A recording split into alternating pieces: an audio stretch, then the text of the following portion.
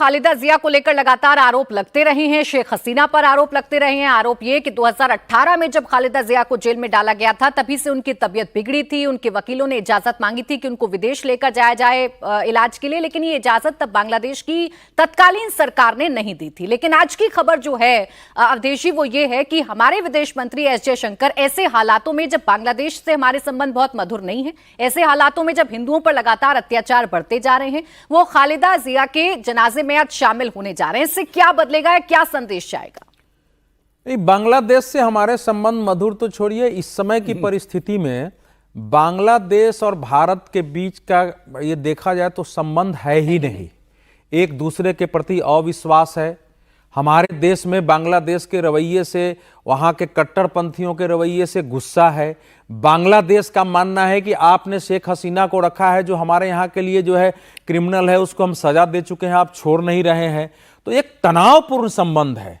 उस तनावपूर्ण में अगर ये गए हैं तो जाहिर है कि बांग्लादेश के साथ एक संवाद की स्थिति भविष्य के राजनीतिक परिवर्तन में कायम रहे और एकदम से नॉन कम्युनिकेबल स्थिति न बन जाए, इसके लिए वो गए हैं। और जब तारिक रहमान लंदन से चल रहे थे तो हमारे लोगों ने उनसे भी वहां संपर्क किया था। ऐसा नहीं था कि उनके साथ संवाद नहीं किया था। भारत को इसका अनुमान लग गया था और तभी प्रधानमंत्री जी ने, हमारे प्रधानमंत्री नरेंद्र मोदी जी ने, जब खालिदा जिया जी वहां अस्पताल में थी तो उनके सुंदर स्वास्थ्य की कामना करते हुए पोस्ट किया था। तो ये एक कोशिश है।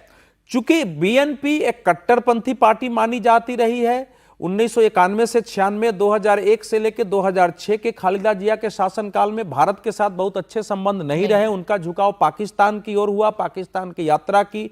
हमारे तत्कालीन प्रधानमंत्री डॉक्टर मनमोहन सिंह को सार्क की यात्रा तक रद्द कर दी पड़ी भारत विरोधी बयानों के कारण। लेकिन इस चुनाव में यह देखा गया है कि अब उन्होंने जो जमाते इस्लामी के साथ अपनी दूरी बनाई है और जो तारिक रहमान ने कहा है कि न हमको दिल्ली न पिंडी यानी रावलपिंडी, हमारा बांग्लादेश फर्स्ट होगा, तो इसमें एक उम्मीद की किरण जगी है कि 17 सालों बाहर रह के आए हैं, उनका भाव थोड़ा अलग होगा। अगर नहीं भी होता है तो हमको आज विवस्था में तालिबान के साथ अफगानिस्तान में संबंध बनाए रखने पड़े हैं और बांग्लादेश हमारा पड़ोसी है और बांग्लादेश के साथ तो हमारे आज के संबंध नहीं बताता हूं, बंगाल से लेके बिहार तक के रोटी के संबंध है, बेटी के संबंध है, लोगों का आवागमन है, बसें जाती है, हमारे अनेक तीर्थ स्थल वहां हैं, वहां के लोग हैं।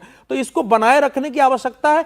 तो चूंकि विदेश मंत्री वहां गए हैं, उनका तारिक रहमान साहब से भी भेंट होगी, मोहम्मद यूनुस से भी भेंट होगी, वहां के जो विदेश मंत्रालय के सलाहकार हैं जो भारत विरोधी बयान देते रहे हैं उनसे भी बातचीत होगी। तो एक शायद रास्ता संवाद का भी निकलेगा। एक गुंजाइश, एक उम्मीद के तौर पर इसको देखा जा सकता है कि जितने खराब संबंध हो गए हैं तो थोड़ा सा आप एक लिहाज भी होता है। आप संवाद कर सकते हैं, घटनाओं में विरोध जता सकते हैं।